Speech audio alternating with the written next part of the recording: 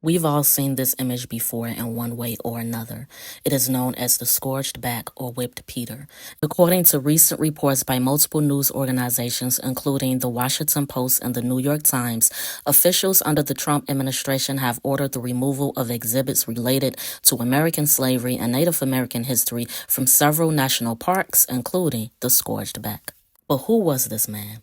Photography was capable of communicating powerful truths about slavery. The photograph pictures the enslaved runaway named Gordon exposing his scourged back to the camera of two photographers. Gordon received a severe beating in the fall of 1862 that left him with horrible webs on much of the surface of his back. For the next 2 months, as Gordon recuperated in bed, he decided, enough is enough, I'm finna go ahead and escape. So in March of 1863, he left, heading east towards the Mississippi River. Upon learning of this flight, his master recruited several neighbors, and together they chased after Gordon with a pack of bloodhounds, as is their custom when slaves run away. So Gordon figured that they would chase him. He knew that they would. And he carried with him onions from the plantation. He rubbed the onions all over his body to get the dogs off his scent. Such resourcefulness was not uncommon among our people. For tracking dogs, human scent is easy to follow, but by covering themselves with the strong, irritating odor of onions and other wild plants, now y'all know how them onions do. So by covering themselves in the onions, enslaved people created a distracting, foul scent that irritated the dog's ability to pick up their trail. This is what Gordon did, and it worked, of course. With his clothes now torn, his body covered with mud, dirt, and onions, he reached the safety of Union soldiers stationed at Baton Rouge 10 days later. It is reported he had traveled 80 miles. Now, while at this encampment, Gordon decided to enlist in the Union Army.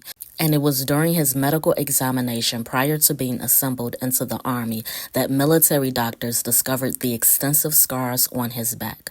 Photographers in the camp asked Gordon to pose for a picture that would reveal the harsh treatment he had received. The photographic team then mass-produced and sold copies of Gordon's portrait in the small and popular format of the time, and the image provoked an immediate response as copies circulated widely and quickly. Recognized as a searing indictment of slavery, Gordon's portrait was presented as the latest evidence in the abolitionist campaign. To quote my good author friend and historian William Spivu, who wrote about it on his Substack, for many Northerners, quote, it was the first undeniable visual proof of the cruelty they had heard about but never seen. The photograph's starkness left no room for euphemism. It was the body itself testifying, end quote. William is right, and a modern version of this would be when Jet magazine published the images of Emmett Till in the October issue 1955.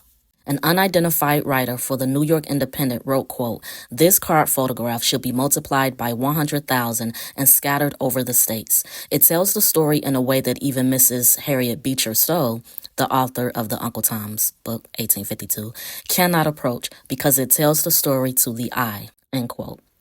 As I like to say, history is memory. This image of Gordon lives on as a searing testament of slavery's brutality. It is proof and undeniable evidence of a system of violence and the fortitude displayed by many of us during this period, and why we must never forget it.